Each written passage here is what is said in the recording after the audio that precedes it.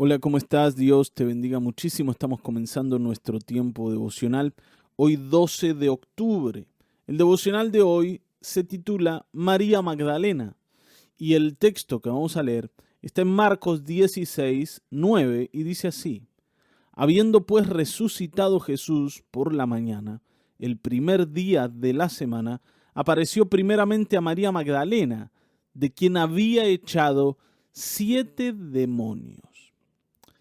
María Magdalena es un personaje muy importante en el relato de los evangelios. Es una de las mujeres más cercanas al Señor. Pero es una mujer que tiene una historia, que tiene un pasado duro, un pasado difícil, un pasado bajo la influencia demoníaca. Pero también María Magdalena es una de las personas que seguramente podía atestiguar cuánto Jesús había hecho por ella. Aquí Marcos relata que María Magdalena había sido libre de la influencia de 7 demonios. Esto el Señor lo había hecho por ella. Y seguramente esta historia tenía que ver, o este relato de Marcos, tenía que ver con exaltar, ¿no?, lo que Jesús había hecho en la vida de esta mujer. No con mencionar, de dónde venía María simplemente, o decir, miren, esta mujer tenía varios problemitas, sino el objetivo es decir, el Señor se glorificó en la vida de María. El Señor hizo grandes cosas en la vida de María. Y yo creo que todos aquellos que seguimos a Cristo Jesús podemos testificar esto, ¿no? El Señor ha hecho enormes cosas en mi vida, grandes cosas. Tal vez no en la vida de todos ha hecho lo mismo. Y no a todos nos ha sacado del mismo barro. Pero en todos nosotros el Señor ha hecho cosas grandes. Porque sin Él estábamos perdidos y a partir de que le conocimos encontramos vida eterna. Amén. Pero bueno, vamos a hablar un poco de María Magdalena y de qué le pasaba a María Magdalena y de qué el Señor la tuvo que salvar. Y vamos a hacerlo leyendo a MacArthur. Y MacArthur dice esto, dice: así que mientras más se habla en estos días de María Magdalena, vemos que solo se trata de meras exageraciones e hipérboles tomada de cultos antiguos. Bueno, ¿de qué está hablando MacArthur? Ustedes saben que en el último tiempo se ha hablado mucho de María Magdalena, especialmente a partir de una película, ¿no?, que expone a María Magdalena como si hubiese sido la esposa de Jesús. Esto es totalmente una leyenda urbana, no es real, es ficción, pero vamos a decir, a partir de ese cuento, de ese verso, la gente empezó a hablar de María Magdalena. Bueno, ¿quién era? ¿Qué rol tenía? ¿Por qué se la pone en esa posición? ¿Por qué se inventan estas historias? Evidentemente, María Magdalena no era la única mujer que seguía al Señor, había muchas otras, entre ellas la propia madre del Señor Jesús, pero sí es verdad que se la menciona varias veces a esta mujer en el relato de los evangelios. Entonces, María Magdalena era una discípula del Señor, ¿sí? Una de las mujeres que iba con el Señor, a donde el Señor iba. Era una de las mujeres que servían al Señor y tenía una historia con Cristo Jesús, pero no tiene nada que ver con lo que algunos dicen de ella. Está bien, ¿no? Lo que la Escritura dice es lo suficientemente extraordinario para que podamos fijarnos en la vida de esta mujer sin que sea necesario ningún falso embellecimiento de la historia, ni tener que inventar cosas que no menciona la Escritura. Está bien, ¿no? No necesitamos armar una historia de ficción alrededor de María Magdalena porque ya hay una historia de la que ella es parte. Y Lucas, por ejemplo, la presenta como María, que se llamaba Magdalena, de la que habían salido 7 demonios. La historia de María era muy particular. No de todas las personas que seguían al Señor habían salido 7 demonios. Ella era una mujer que podía testificar de cuánto Satanás afectaba la vida de una persona. pero también podía testificar de cuán grande era el poder de Dios para derrotar a Satanás. Seguramente ella fue, y esto lo estoy suponiendo yo, pero seguramente ella fue una ayuda enorme a muchas personas que estaban bajo la influencia demoníaca también, porque ella había vivido eso, ¿no? Y este es el único detalle de la vida de María Magdalena que tenemos. No se nos dice quién eran sus padres, si tenía más familia o a qué se dedicaba. Se habla de que era una mujer que había estado atormentada por Satanás. Amén. Y Satanás la había atormentado con 7 demonios, y eso quiere decir que su vida estaba muy atada y no había nada que ningún hombre o mujer pudiera hacer por ella mientras estaba en esa condición. Ella era una genuina prisionera de las aflicciones demoníacas. Y eso seguramente incluía depresión, ansiedad, infelicidad, soledad, baja autoestima, vergüenza, temor y una serie de tormentos emocionales parecidos. Satanás destruye la vida emocional de las personas a las que toma cautivas.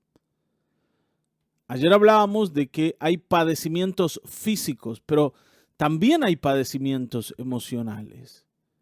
Una persona bajo el dominio de Satanás se pierde su valor y pierde su identidad.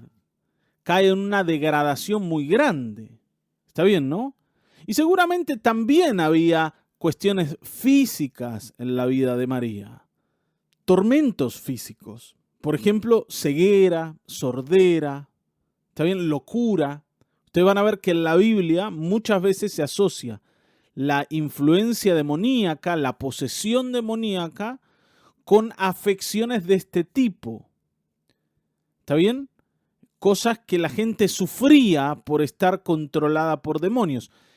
Cosas que tenían que ver con disminución de capacidades físicas.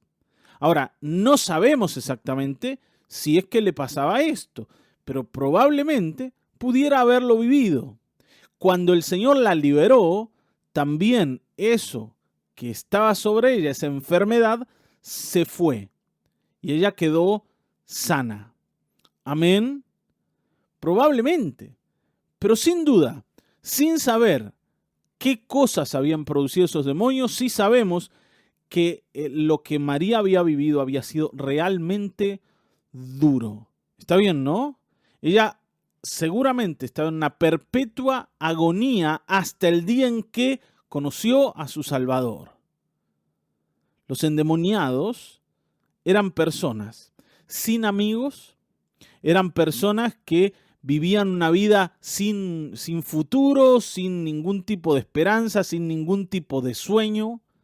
Vuelvo a decirles, no eran personas que se habían perdido, ellos estaban ahí. Los demonios los controlaban, pero ellos estaban conscientes de lo que estaban viviendo. Imagínense lo duro que es vivir de esa manera.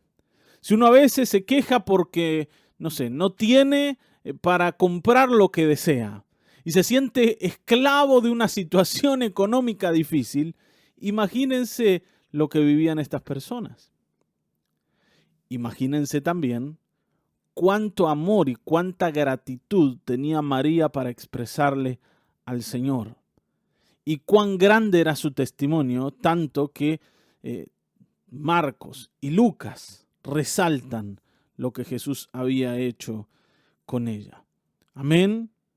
Cuando alguien que vive la vida sin alegría, inmersa en la oscuridad y en la miseria, alcanza libertad, toda su vida ahora comienza a girar alrededor de aquella persona que le dio libertad. Y esto es lo que todos nosotros debiéramos vivir.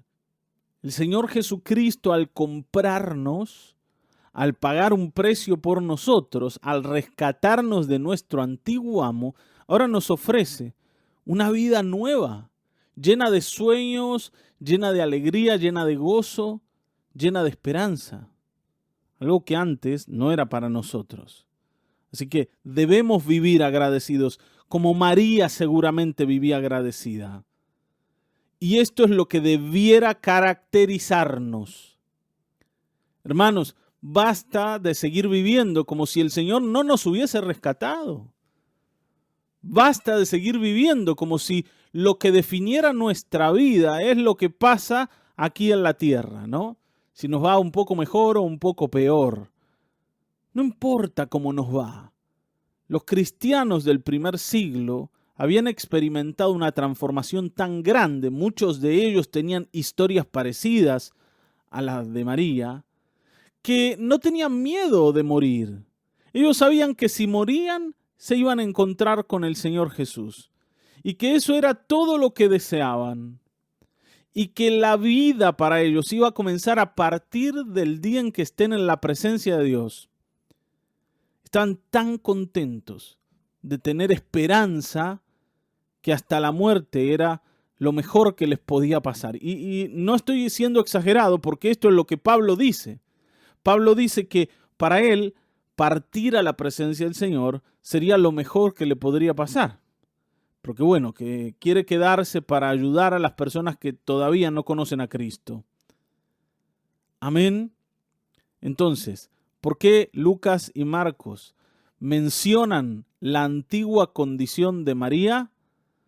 Porque quieren celebrar la misericordia y la gracia de Cristo en la vida de ella.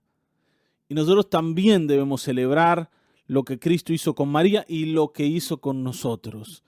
Amén. Entonces tengo una pregunta para dejarte. Y es esta, ¿no? ¿Has visto alguna vez la libertad de Dios en la vida de alguna persona?